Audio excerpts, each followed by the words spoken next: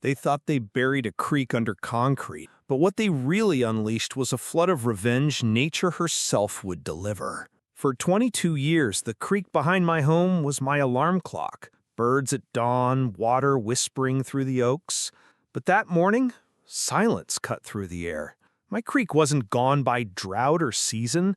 It had been buried alive under a 30-foot tomb of gray concrete. And there she was, Deborah Langley, the HOA president, masking arrogance as courtesy. "You're welcome," she said, as if destroying nature was a gift. In that moment, I knew this wasn't safety. This was sabotage dressed as authority. When I returned home, the insult deepened.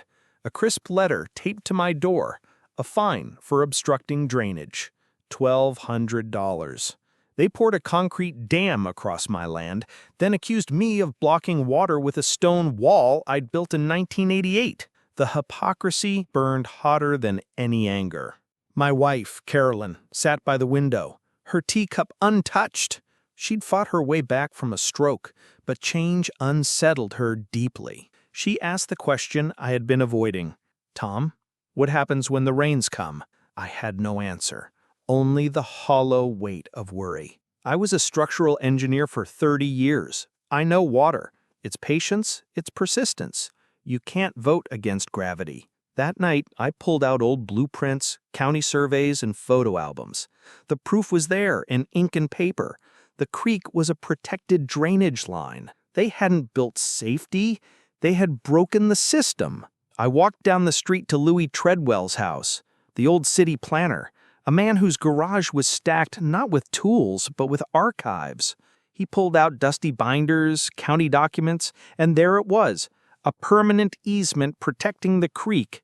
The HOA had no right to touch it. My anger hardened into resolve. This wasn't just trespass. It was a crime. Buried inside county records and contractor emails, I found it, Deborah's own words. Pour it fast, hide the cost, and deal with the old-timers later. That wasn't safety, that was sabotage. And those old-timers, that was me.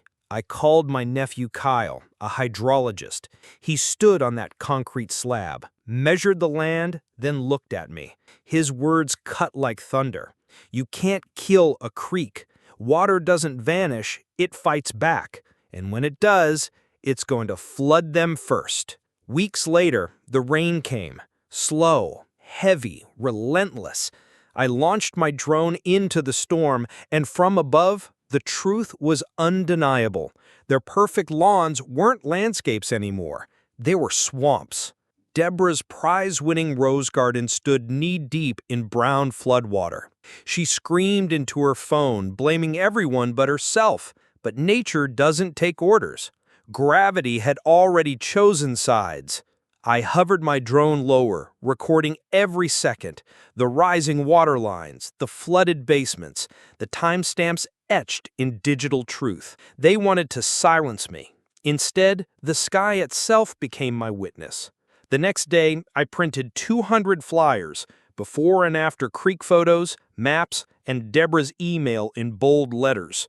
I walked the neighborhood, slipping one into every mailbox. By dusk, curtains twitched, heads nodded, and silence turned into quiet rebellion. Finally, I sealed the case. Drone footage, county easements, photos, every record. On the envelope, I wrote 3 words: Exhibit A, drainage, not revenge. They thought they'd built a wall against nature, but all they'd built was their own downfall.